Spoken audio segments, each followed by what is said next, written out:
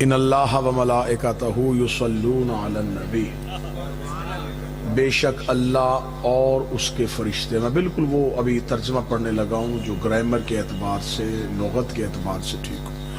بے شک اللہ اور اس کے ملائکہ یصلون علی النبی، صلو کرتے ہیں نبی پر.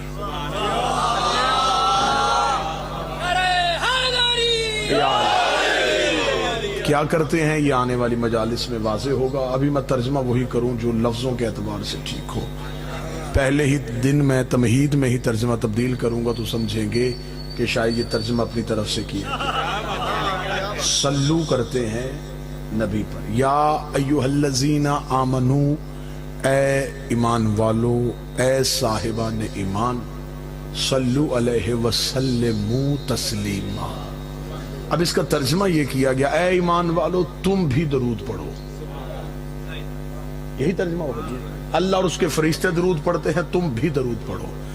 اگر آیت کو بالکل لفظوں کے اعتبار سے بھی پڑھا جائے، یا ایھا الذین آمنو، اے صاحبان ایمان، صلو علیہ، تم بھی ان پہ صلو کرو، وسلموا، جب صلو کر چکو پھر انہیں وسلم کرو، اور جب وسلم کر چکو تو پھر انہیں تسلیم کی منزل کرو.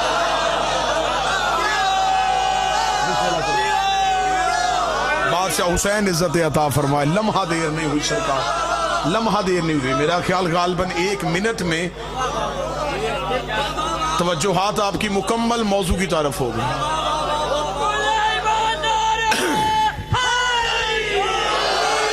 ان پہ صرف صلو نہ کرو، صرف اکیلا صلو نہ کرو، وسلم، انہیں مانو بھی. اور صرف مانو نہ،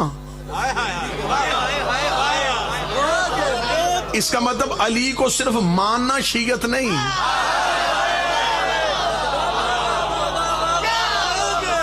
تسلیم کرنا ہے. میرے مالک تسلیم کرے تو کیا کریں؟ جیسا ہم مانتے. فرمایا نہیں، جیسا تسلیم کرنے کا حق ہے. اب اگر آپ کے ذہن میں یہ ہو کہ آل محمد کو ان کا کون سا حق ہے، تو اس حق کو پہچنوانے کے لیے میں ایک اور آیت پڑھ دیتا ہوں. خدا کہتا ہے یطہرکم تطہیرا، میں نے انہیں ایسا پاک کیا ہے جیسا پاک کرنے کا حق ہے. اگر تمہارے ذہن میں ان کی پاکیزگی کا معیار آ جائے تو سمجھ لینا کہ پھر تسلیم کا معیار بھی وہی ہے. لیکن اگر تمہیں یہی نہ پتا چلے کہ یہ پاکیزہ کتنے ہیں، پھر اس کا مطلب ہے کہ تم ان کے حق تک نہیں پہنچ سکتے. لیکن اپنے عرفان کے مطابق آخر تک جاؤ، جہاں تک تم پہنچ سکتے ہو وہاں تک پہنچو. صرف مانو نا. آج یہیں پہ ابھی مجلس کے بعد یہیں بازار میں کھڑے ہو کے کسی بندے سے گزرتے ہوئے سے پوچھے تو مولا علی کو مانتا ہے؟ وہ کہے گا مانتا ہوں. تو مولا امام حسن کو مانتا ہے؟ جی بالکل میں مانتا ہوں. تو رسالت مآب کو مانتا ہے؟ جی مانتا ہوں. جھگڑا ماننے پہ نہیں.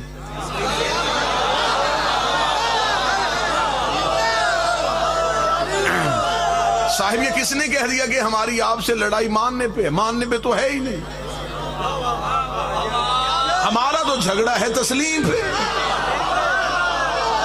اب اگر ملتان نے پہلے ہی لمحے میں نوکر کا ساتھ دیا اور ہاتھ اٹھا لیا تو پھر اگلی صدر بھی آپ ہی کا حق بنتا ہے. ان پہ تحقیق نہیں کرنی، انہیں تسلیم کرنا.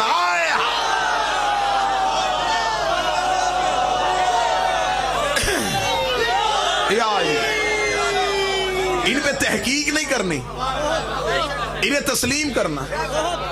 ان پہ تحقیق کا تو حکم ہی نہیں. تحقیق ہوتی ہے ہمیشہ غیر معصوم کی بات.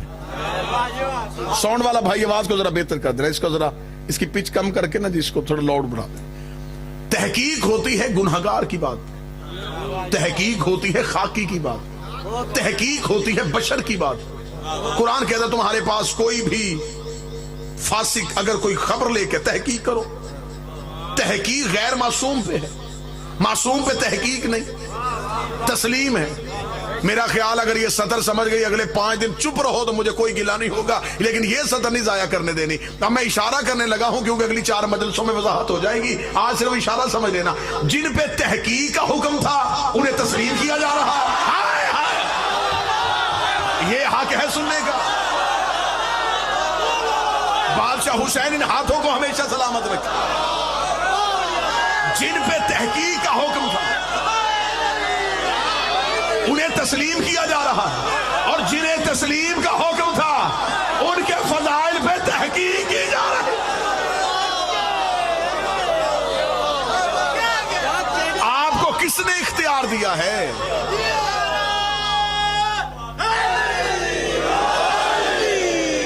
آپ کو اللہ نے کہا تھا تسلیم کرو، آپ نے تحقیق شروع کر دی، جن پہ کرنی تھی انہیں آنکھیں بند کر کے تسلیم کر لی۔ آج تک آپ نے کبھی دیکھا ہے کہ کہیں پہ یہ پروگرام کا ٹائٹل لکھا ہو کہ آئے قرآن کی آیتوں پہ تحقیق کریں؟ قرآن پہ تحقیق کیوں نہیں؟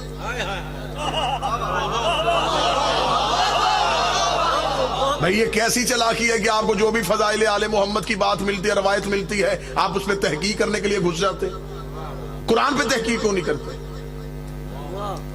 اسے قرآن کو تسلیم کرنے کا حکم کر دیا، اس لیے کہ قرآن ہے، اسے ہم تسلیم کرتے ہیں، لیکن یہ فضائل جو آپ پڑھتے ہیں ہماری سمجھ میں نہیں آتے۔ میں تمہیں قرآن کی کتنی آیتیں تمہاری مرضی کی نکال کے دکھاؤں جو سمجھ میں نہیں آ رہی؟